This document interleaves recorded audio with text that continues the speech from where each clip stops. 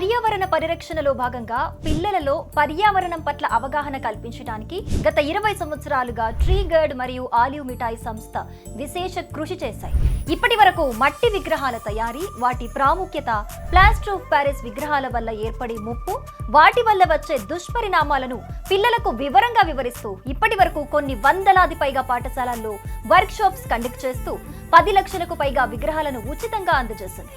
మట్టితో సహితం భారీ మట్టి విగ్రహాలను నెలకొల్పొచ్చని నిరూపించి వాటిని విజయవంతంగా హుస్సేన్ సాగర్ లో నిమజ్జనం చేసి భారీ మట్టి విగ్రహాలకు ప్రచారం చేసి కాలనీల్లో, అపార్ట్మెంట్స్ అసోసియేషన్స్ లలో, మండపాల్లో విజయవంతంగా నిలబెట్టడానికి మార్పును తీసుకురాగలిగింది. గతంతో పోలిస్తే గృహాలలో పూజలకు 20 ఏళ్ల క్రితం 90% ప్లాస్టర్ ఆఫ్ ప్యారిస్ విగ్రహాలను వాడేవారు. ఇప్పుడు కేవలం 10% మంది మాత్రమే గృహాలలో పూజలకు ప్లాస్టర్ ఆఫ్ ప్యారిస్ విగ్రహాలను, 90%కి పైగా మట్టి విగ్రహాలను వాడుతున్నారు. ఇది ట్రీ గార్డ్, ఆలివ్ మిఠాయి సంయుక్తంగా సాధించిన గొప్ప విజయం.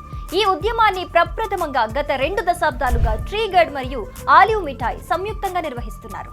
ఇందులో భాగంగా ఢిల్లీ స్కూల్, కోంపల్లి, హైదరాబాద్ లో మట్టి విగ్రహాల తయారీ ఘనంగా నిర్వహించారు. మట్టి విగ్రహాల పట్ల పిల్లలకు అవగాహన కల్పించారు. వివిధ తరగతులకు సంబంధించిన విద్యార్థులు, ఉపాధ్యాయులు ఈ కార్యక్రమంలో పాల్గొన్నారు. ఇంత మంచి ప్రోగ్రాంను నిర్వహించిన ఆలివ్ మిఠాయి యజమాని దొరరాజు గారిని అభినందించారు.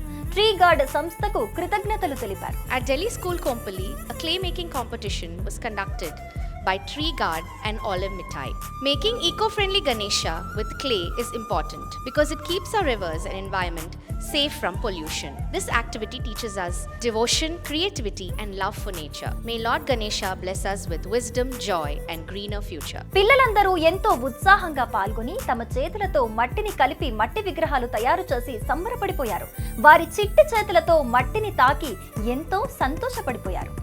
ఈ మొత్తం కార్యక్రమం ద్వారా వారి ఆలోచనల్లో పర్యావరణ ఆవశ్యకత అనే బీజాన్ని నాటడం ట్రీ గార్డ్ సంస్థ ప్రధాన ఉద్దేశం. దీనికి పూర్తిగా సహాయ సహకారాలు అందించిన ఆలివ్ మిఠాయి టీంకు అందరూ అభినందనలు తెలిపారు.